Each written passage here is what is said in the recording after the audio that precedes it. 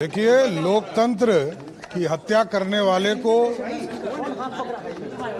इस देश की जनता देख रही है। लोकतंत्र की हत्या जिन लोगों ने किया उसको पूरा देश समझ रहा है और देश ने सबको सत्ता से बाहर भी करने का काम किया। कांग्रेस पार्टी को इसका जवाब देना चाहिए और राष्ट्रीय जनता दल को भी जवाब देना चाहिए कि लोकतंत्र के हत्या करने वाले के साथ वो कैसे अपना गठबंधन बनाए हुए हैं। वही तो मैं कह रहा हूं कि उनको जवाब देना चाहिए लालू जी को कि जिस लालू जी ने जेपी के अगुवाई में राजनीति की शुरुआत की, आज कांग्रेस के गोद में खेल रहा है। सर, लॉ एंड ऑर्डर पे लगातार सवाल कहाँ पे? बिहार के लॉ एंड ऑर्डर कहाँ पे? किस इलाके में? तेजस्वी लगातार नहीं, किस इलाके? कहाँ पे? देखिए, मेरा स्पष्ट मानना है कोई ऑर्गेनाइज क्राइम बिहार में नहीं है। वो बताए कहीं पर आपस के झगड़े को ये कानून व्यवस्था नहीं हो सकता, लेकिन कहीं कोई यदि अपराधी है उसको जरूर बताएं, उस पर पुलिस जरूर कार्रवाई करे। आपने लघु फिल्म देखा है, अब इसके बृहद फिल्म भी देखने की तैयारी।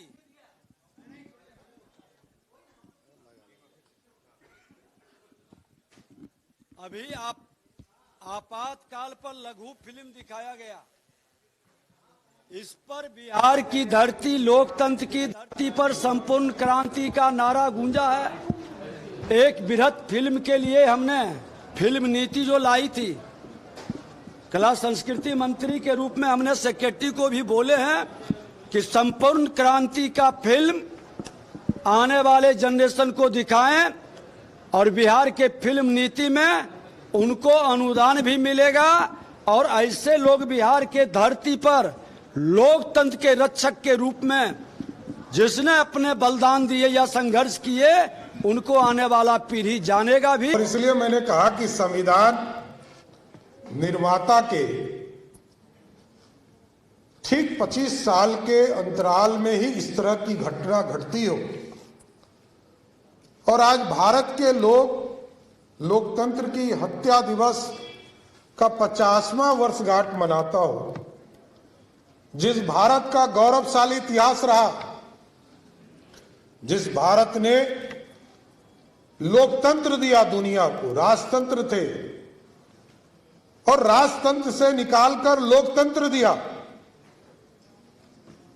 कितने राजाएं हमारे रहे, कई ने तो स्वराज की कल्पना की। शिवाजी महाराज स्वराज की कल्पना करते करते अपने जीवन की आहुति इस देश के लिए देने का काम किया साथी। और ये जब आजादी मिली उसको भी समझना पड़ेगा कि 1947 में आजादी जरूर मिली और ठीक कहा विजय जी ने, उसके पहले कई आतंकी आए जिसने इस भारत को, जो सोने की चिड़िया बना था, उस भारत को लूटने का काम किया। और आज से 2000 वर्ष 2700 साल पहले यही पटना, जिसको मगध हम कहते थे, जिसने इस भारत को स्वर्णिम काल दिया और भारत को सोने की चिड़िया बनाया। और सब आए, आतंकी आए, अंग्रेज आए, मुगल आए, सब ने लूटा, सब लूट लूट के ले जाने का काम किया। लेकिन आज जब हम 50वें संविधान हत्या दिवस मना रहे साथियों, तो आज देश में, इस देश के प्रधानमंत्री जी भारत को सर ऊंचा करने का काम कर रहे हैं। जो अर्थव्यवस्था हमारी थी, हम जो 11वें स्थान पर खड़े थे, आज देश के प्रधानमंत्री आदरणीय नरेंद्र मोदी जी के नेतृत्व में ये भारत 11वें स्थान से 4थे स्थान पर आया और आज मेकिंग इंडिया का सपना पूरा हो रहा है और मेकिंग इंडिया के तहत सोने का शेर बनाया जा रहा है जो दुनिया में दहाड़ने का काम कर सकेगा। ये भारत बढ़ेगा और ये भारत बढ़ेगा। और इसलिए हमें लगता है कि भारत बढ़ेगा कि आप सोचिए, आज तो हम सोचते भी हैं कि भगवान राम का यदि किसी किताब में नाम फोटो डाल दे तो इस देश में एक अलग बवाल हो जाएगा। लेकिन बाबा साहब भीमराव अंबेडकर ने संविधान की पहले पृष्ठ पर भगवान राम को स्थापित किया। इसलिए स्थापित किया कि उनके सगे पिता ने उनको वनवास दिया और वो हंसते हुए 14 वर्षों तक वनवास काटने का काम किया।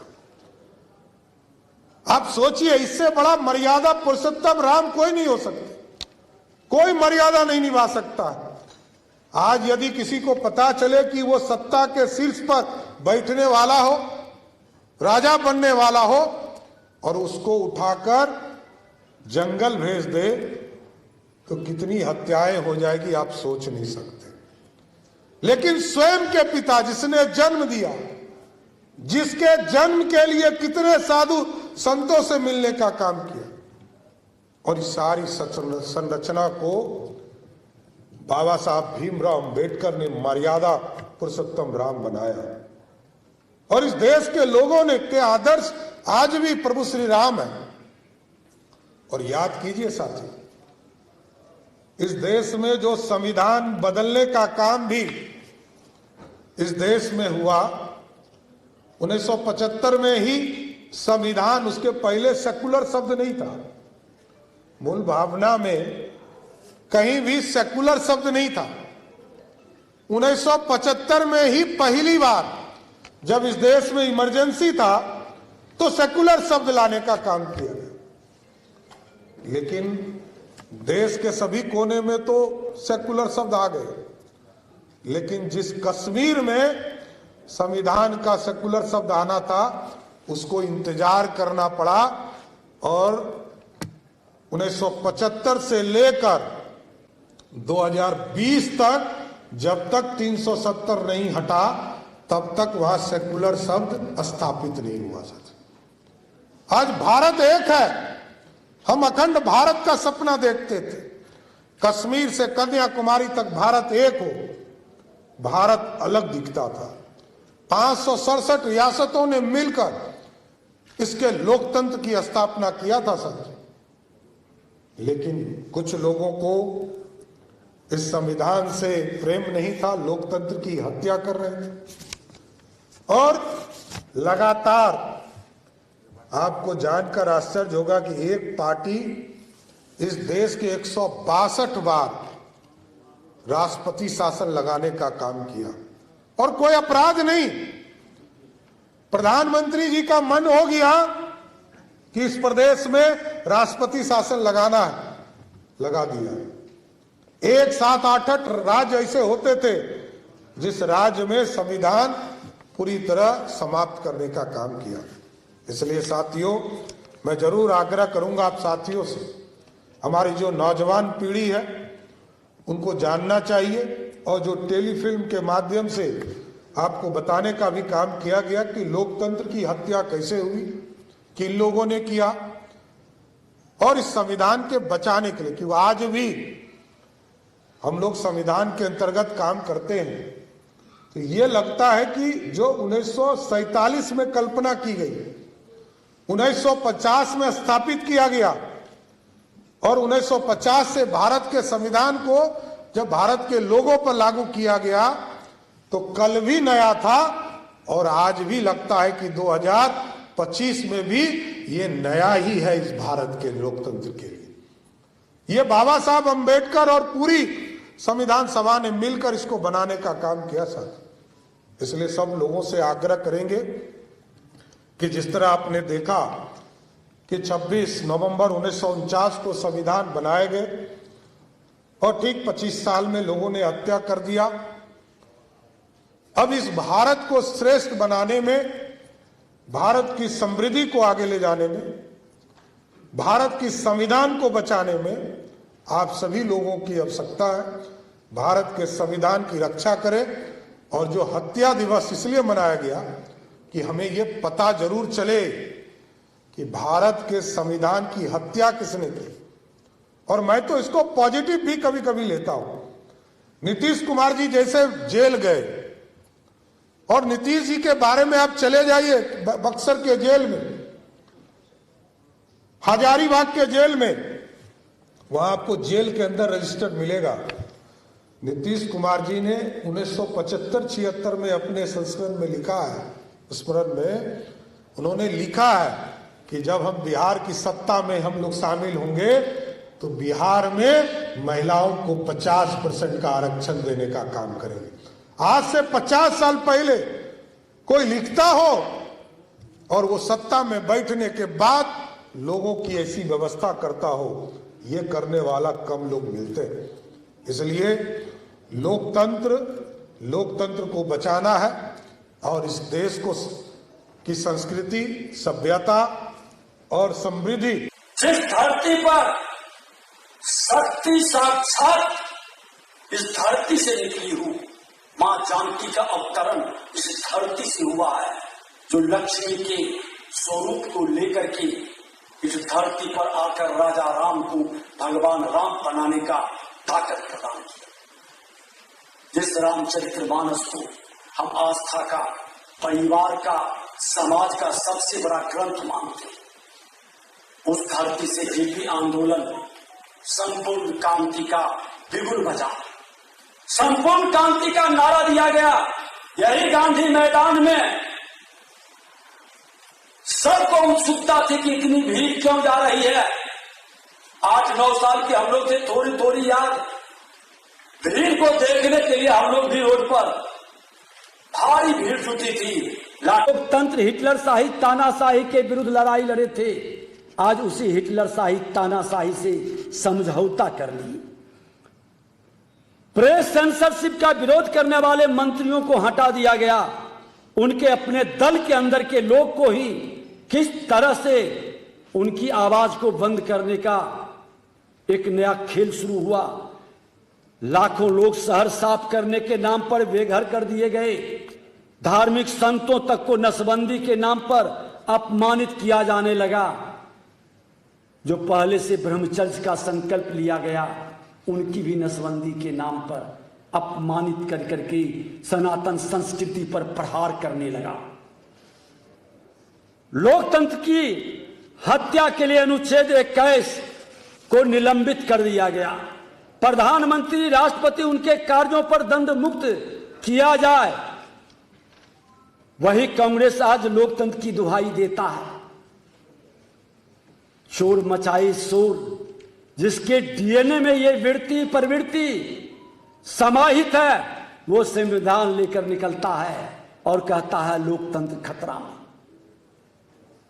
जिस लोकतंत्र की खूबसूरती से चाय बेचने वाला का बेटा देश का प्रधानमंत्री बनता हूं, जो संविधान को अपने आस्था का सबसे बड़ा ग्रंथ मानता हूं, जो भारत माता की धरती पर जन्म लेने वाला किसी जाति, धर्म, क्षेत्र, भाषा के उत्थान कल्याण के लिए अपने जिंदगी को समर्पित कर देता हो, जो पूरे देश के 140 करोड़ जनता को अपना परिवार मानता हो, उसके विरुद्ध षड्यंत्र करने का, लोगों को बरगलाने का, भरमाने का, आरक्षण से पिछड़ों को वंचित करने वाले, साहबानों केस में कोर्ट के फैसले को पलटने वाले, यही लोग आज संविधान खतरे में है का नारा देकर हमारा नया जनरेशन को बरगला रहा है।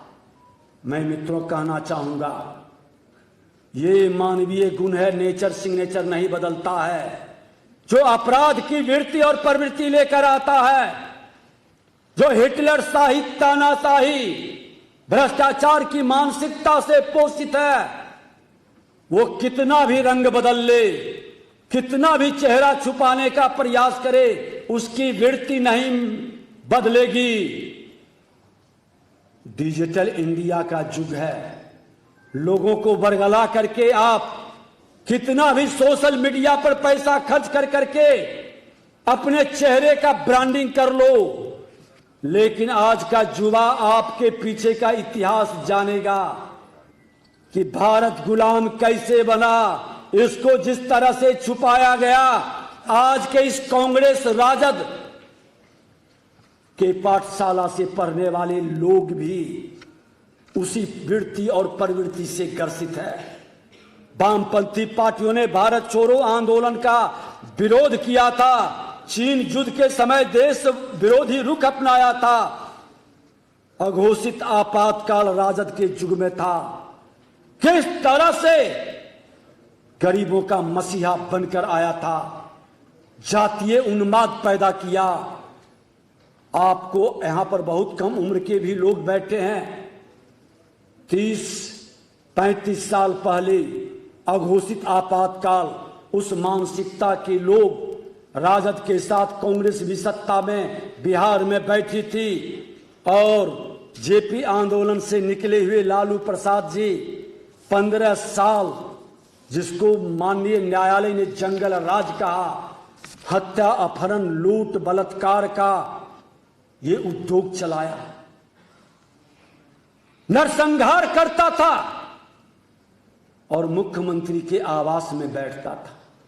एक जाति को विरुद्ध में बोला तो उसका नरसंहार कराया, फिर दूसरे जाति को लड़ाया, आपस में भाईचारा, सामाजिक सौहार्द को खत्म करने का प्रयास किया। आज वह राजद कांग्रेस का गठजोड़ फिर से समाज को वर्गलाने का खेल खेल रहा है। लोकतंत्र का गला घोंटना, जाति के नाम पर शासन चलाना, 1990 के दशक का जंगल राज स्थापित कर 15 वर्षों तक आपातकाल लगाने की कोशिश करना, 600 से ज्यादा जातीय नरसंहार हुआ था, 600 से ज्यादा। आज प्रधानमंत्री श्रद्धेय अटल बिहारी वाजपेयी जी ने सुशासन स्थापित करने के लिए बिहार के मुख्यमंत्री नीतीश कुमार जी को भेजा, नरसंहार पर लगाम लग गया। हत्या, अपहरण, लूट, बलात्कार का जो महामारी था उसको रोका गया। 2005 में काउंटर शुरू हुआ, अपराधी के मन में दहशत फैला, वातावरण बदला। लेकिन दुर्भाग्य से बीच बीच में ये राजद कांग्रेस के लोग सत्ता में आ जाने के कारण मुख्यमंत्री जी ने भी कहा कि गलती से हमने इसको अवसर दिया, वो बीमारी को फिर महामारी में बदलने का इन्होंने खेल खेला। 1991 से 2000 के बीच पलायन में 3 गुना वृद्धि हुई, विकास दर मात्र 1% के करीब रहा, अपहरण, हत्याओं की बाढ़ आ गई। कांग्रेस की भूमिका तब और अब में कोई अंतर नहीं है, क्योंकि उसके डीएनए में राजतंत्र व्याप्त है, परिवार तंत्र व्याप्त है। 1998 में राष्ट्रपति शासन का जब विरोध किया गया, 2000 में राजद को सरकार दिलाने में इन लोगों ने किस तरह से मदद किया। आज युवा पीढ़ी को जानने की जरूरत है कि लोकतंत्र हमें मुफ्त में नहीं मिला है। जैसे हम आजादी के लिए लाखों लोग अपने जिंदगी को दांव पर लगाए, बलिदान किए, ये आपातकाल हटाने के लिए भी कई युवा अपने भविष्य को बर्बाद किया। लोकतंत्र बचाने के लिए आप स्वतंत्रता के साथ जी सकें, आप सम्मान के साथ, स्वाभिमान के साथ भारत के अंदर रह सकें, लोगों ने बलिदान दिया है। इस बलिदान को याद रखना है। कई लोगों का बलिदान हुआ, कई ऐसे लोग जो अपनी जवानी को बलिदान कर दिए। एक जनरेशन नहीं, 2-2, 3-3 जनरेशन इस आजादी की लड़ाई में अपने भविष्य को बर्बाद कर दी, इस उम्मीद के साथ कि आने वाला मेरा चौथा पीढ़ी कम से कम स्वाभिमान के साथ, सम्मान के साथ जी सके। लेकिन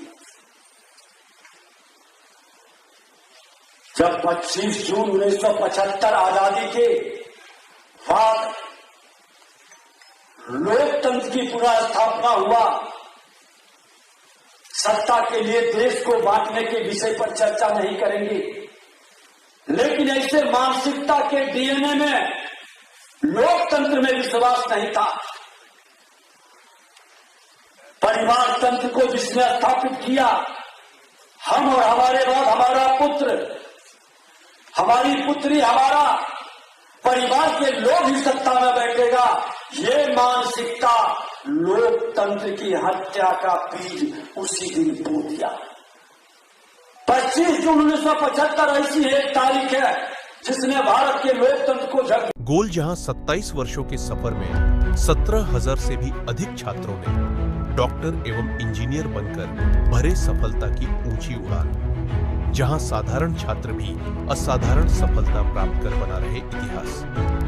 दूरदर्शी शिक्षाविद श्री विपिन सिंह के मार्गदर्शन में मेडिकल एवं इंजीनियरिंग के लाखों छात्रों के लिए आशा की किरण के रूप में गोल्ड रिजल्ट फैक्ट्री